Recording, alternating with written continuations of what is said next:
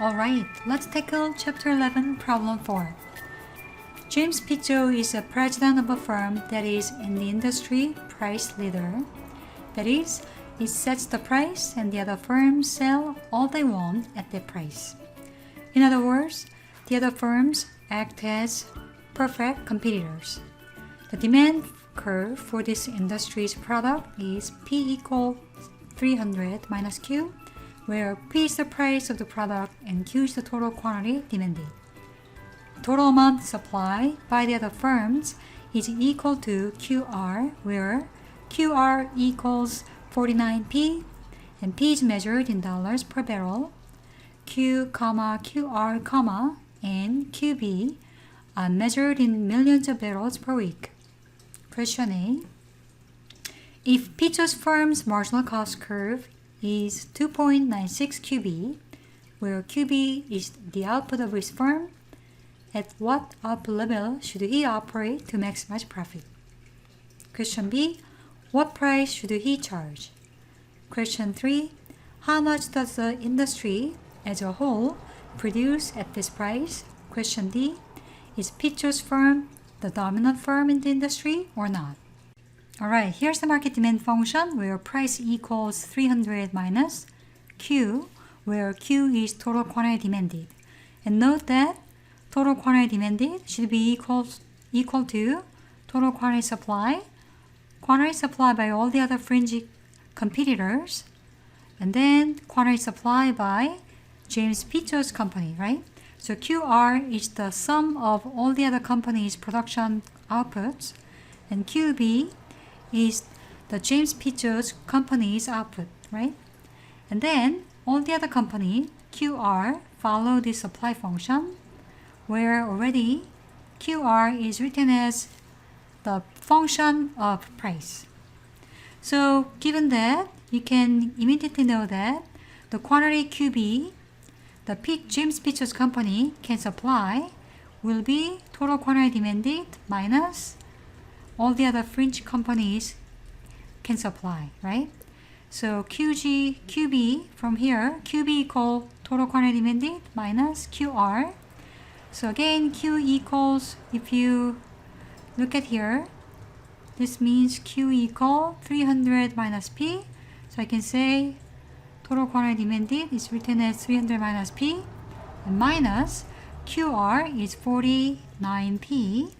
Therefore, total quantity James Pitcho can supply will be equal to this residual quantity demanded, which is 300 minus 50P.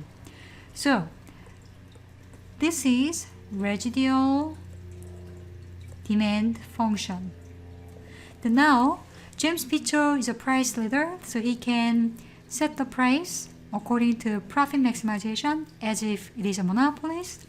So you need to rewrite this function as inverse demand function so that you can calculate marginal revenue for James Pitcho. So move this portion to the left, move this one to the right, then you have 50P equals 300 minus QB. Therefore, P equals 6 minus 1 over 50 QB, which is 6 minus 0.02 QB. So that's residual demand functions. You can say inverse residual demand function, right? So you can calculate marginal revenue equals 6 minus 0.04 QB. And what about marginal cost? Marginal cost of James Pitcho will be 2.96 QB. So from this equality, you can calculate QB. So let me continue, right? Maybe I need a space here. So from this equality, if I just copy it here again, 2.96 QB equals 6 minus 0.04 QB.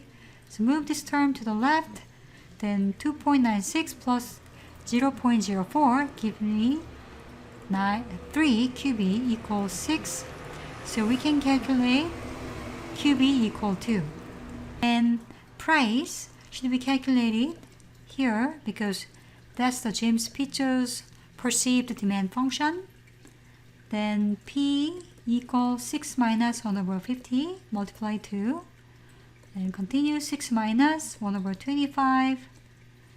That is 6 minus 0.04.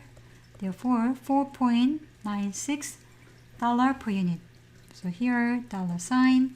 So that's the optimal profit maximizing price James Pichot can set. So answer question D, how much does the industry as a whole produce at this point? Go back to the original demand function.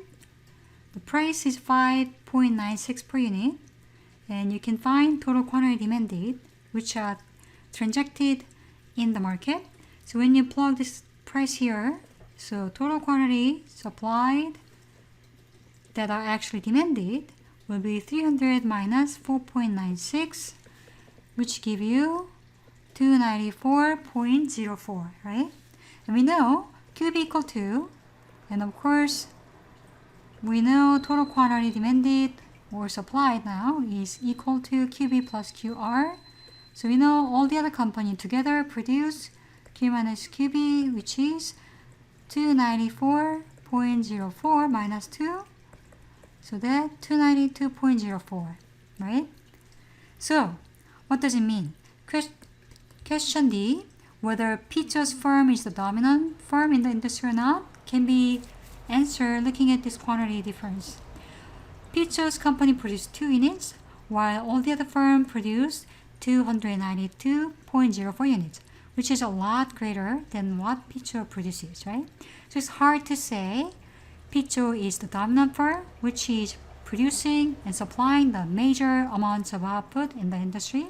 So the answer is no, Pichot's firm is not the dominant firm, as it produces only very small portion, which is less than 1% point compared to what other companies produces. Thanks for watching.